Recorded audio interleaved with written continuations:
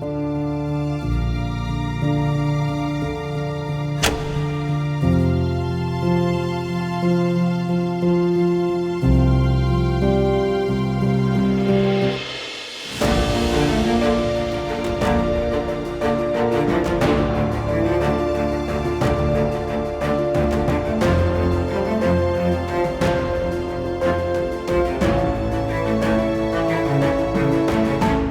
think it's one of the most interesting times in the industry. I've been in the industry for over 21 years. The types of competitors that are coming into the industry, it's very unique.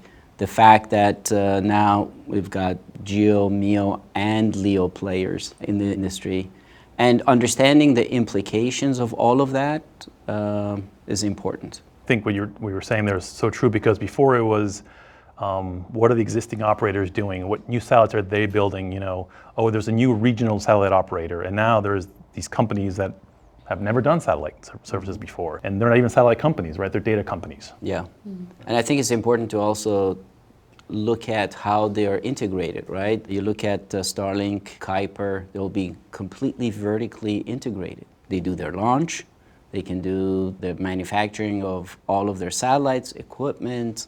That's very different than the traditional FSS operator competitors. It's interesting because I think, you know, SES has been around 40 years, right? And years ago, we realized, I think, we need to do services. Let's go beyond just the bandwidth, right? Right, and that kind of led to our last evolution, right? Going from traditional geosynchronous satellites to high throughput satellites. In a way, I think, if you're not in the satellite industry, you might think, well, what does all this mean? What does it feel like to be in the industry? And I kind of use the analogy of, you know, mobile phones is kind of something we all use, we all understand. We had a transition kind of from 3G to 4G, I would say, when we introduced high throughput satellites, because suddenly satellites weren't a link of last resort, but it was something you could rely on. You could deliver enough connectivity for, you know, an island nation to share. We've been operating, like you said, in a non-geo orbit for over 8 years. So we're not new to the non-geo solution set. And it just further validates what we've done, because we're pretty much full in that orbit, right, with our current O3B system.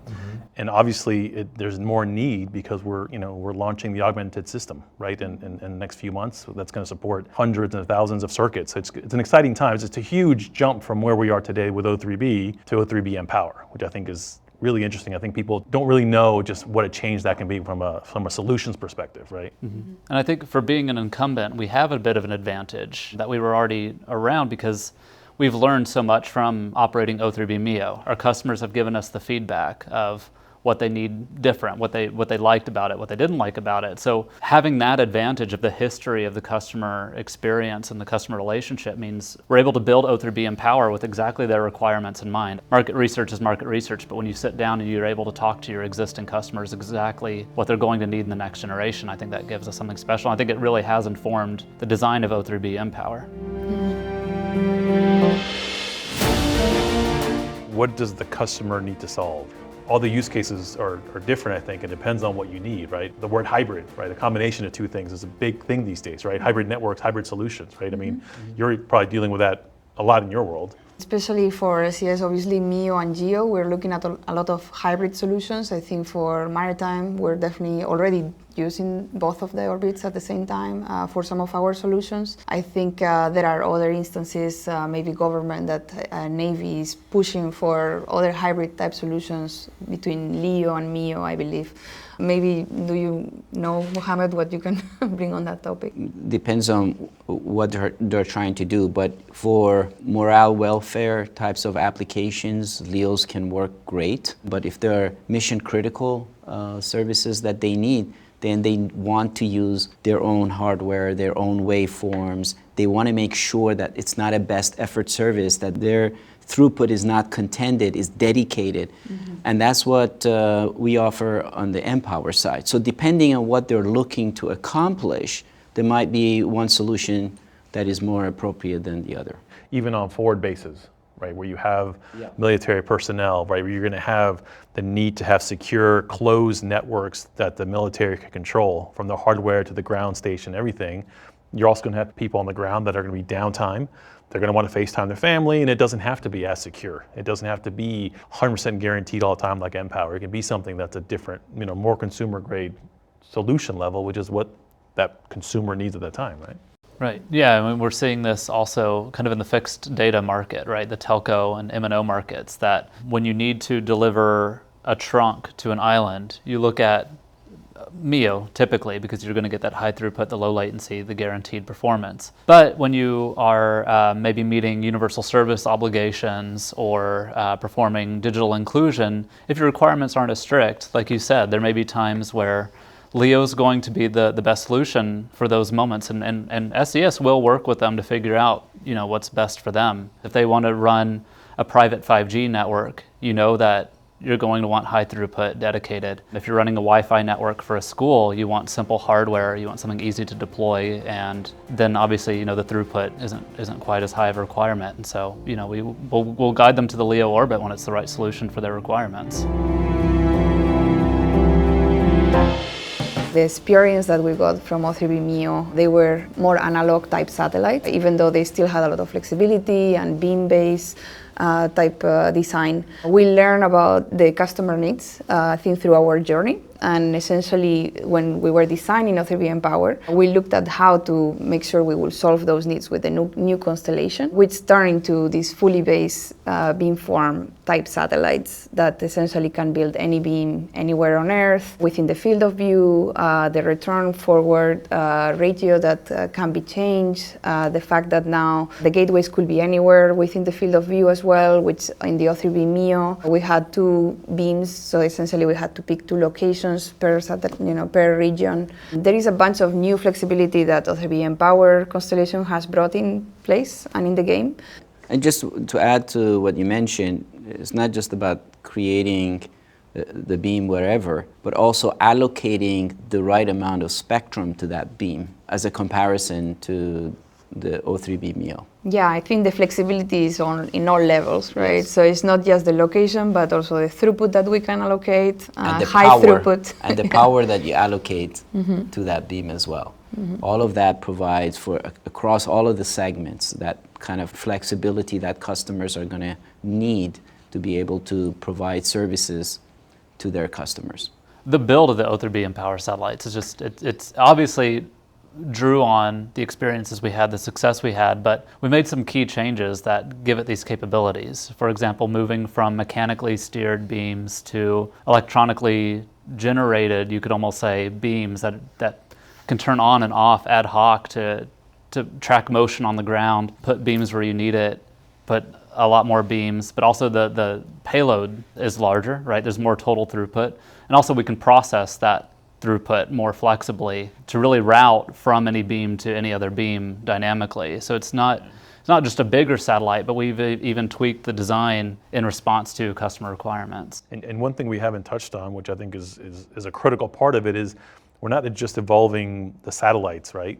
We've evolved how to operate satellites. The O3B mPOWER and SES-17, which is a Ka-band HTS high throughput satellite system that's going to be coming service soon, they'll be the first 2 that'll be managed by this new ARC system, right? They'll be ARC enabled, which I think is exciting because it's a whole new way of managing services. It's an AI type of ability, right? So we're evolving not just the satellites themselves and what they do, and we're not just evolving and developing the hardware on the ground, but what's the most efficient way to operate these satellites, right? When you have hundreds, if not thousands of circuits at a time from a satellite on the ground, and portability and agility and all the features we're managing, I mean, it had to be more than a few people pushing buttons and updating spreadsheets, right? And that's really the capability that is brought, and giving customers certain capabilities that they would otherwise not have. So if you're moving, for example, in maritime or naval, moving across the oceans, being able to actually optimize the frequencies that you're using, that's pretty powerful. If I could touch on the gateway question, I think that's going to be really important for customers now, because O3B MEO, the design of the system just necessitated that they needed to come to us for the gateway. Obviously it was successful. Like Diego mentioned, we're effectively sold out of capacity in most places with O3B MEO, but with O3B mPOWER, customers may wonder, well, why do I want that choice, right? To have to choose between using an SES gateway or building one of my own. I could think of a couple of examples. Even our neighbors to the north in Canada require phone calls land in Canada. They weren't able to use our United States gateways for mobile backhaul. So by allowing customers to build their own gateway, they can set the most convenient location for themselves. It can be in country to comply with government regulations, but they can also build it, adjacent to their core network. So the access on the ground is immediate and easy to perform. They won't have to, provide a fiber connection all the way to a gateway in some inconvenient location. For the customers that have those requirements, it's really game-changing that we're allowing them to build their own gateways in a non-geosynchronous orbit. But for the customers who don't have that requirement and who don't want to make the capital expenditure investment in a full gateway, then we still offer a global network of our own gateways that are professionally managed 24/7. Yeah, and what you were talking about with the gateways, and then when you speak about it from the military, the defense aspect of it, you're not even restricted to land. Right. You could put your gateway on an aircraft carrier, right? It could be in the middle of the ocean. You can still support all your operations wherever they are, right? And on the government side, one of the key elements has been being able to use their own waveforms, and we'll be able to provide that as part of the Empower solutions. One of the advantages, of course, of Empower is that it is an open architecture, so it does allow for the government, for example, to have their own gateways, their own waveforms, their own hardware. And the hardware that they use, we have a certification program that they can basically make sure that that hardware is going to be compatible and provide them the security that they need. And this can be whether it's ISR applications, naval applications, comms on the move applications, so any of those applications. And we believe that that is very unique today. None of the other constellations can provide that kind of capability. And so it is something that they've been asking for. It is, in a way, similar to the capabilities that they have with GEO, where they can do sort of an open architecture, but with extremely higher data rates and with the kind of flexibility where, for example, follow me beams that can provide for mobile applications. So we're very excited about that. And one of the other things, of course, is looking at the fixed data side, for example, where we're providing different tiers of services depending on what the customer needs are.